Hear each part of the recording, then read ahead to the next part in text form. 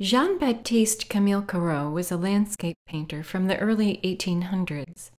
He was known for his landscapes, and I believe he painted about 3,000 of them.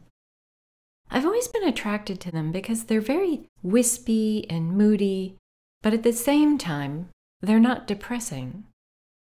If you have a chance to get a close-up look at them, you'll notice a few things. He often uses tiny, bold dabs of paint, creatively placed throughout the scene, but with thought. He uses directly painted lines right here, and you can see that that makes up the tree.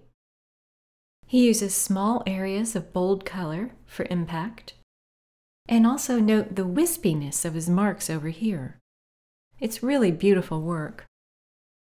Although he was known for painting landscapes, he did paint figures as well. It's a lesser-known fact.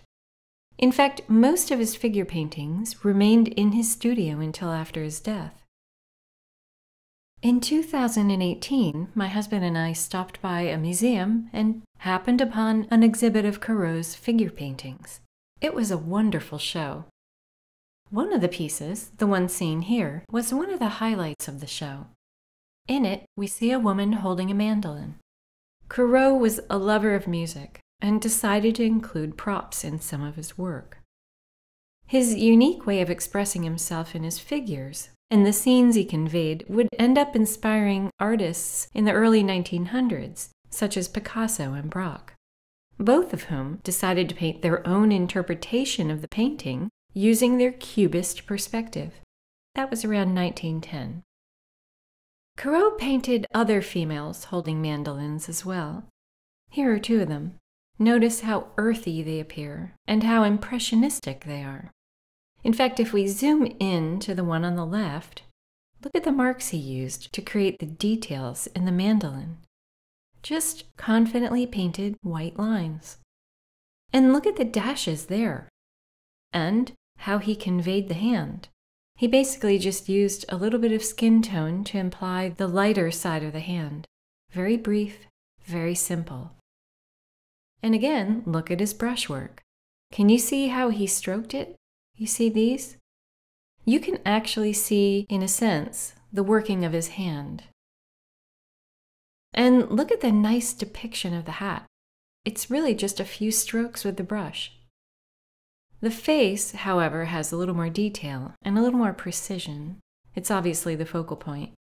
Also observe that he has a hard line where the hair meets the face, but then he smears out the line where the hair meets the background. Just an observation. Now, if you look at the background, it's actually painted a lot like his landscapes, but more subdued, even the tiny dabs. Look at the creative use of that dab. Just a simple mark properly placed, and it can convey an entire object. An earring in this case.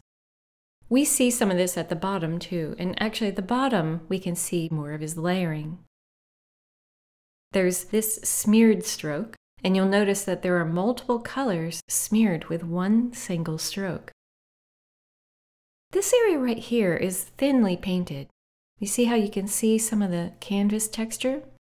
And the same with this over here, which tells me that this was the base layer, and then these paints were painted over top.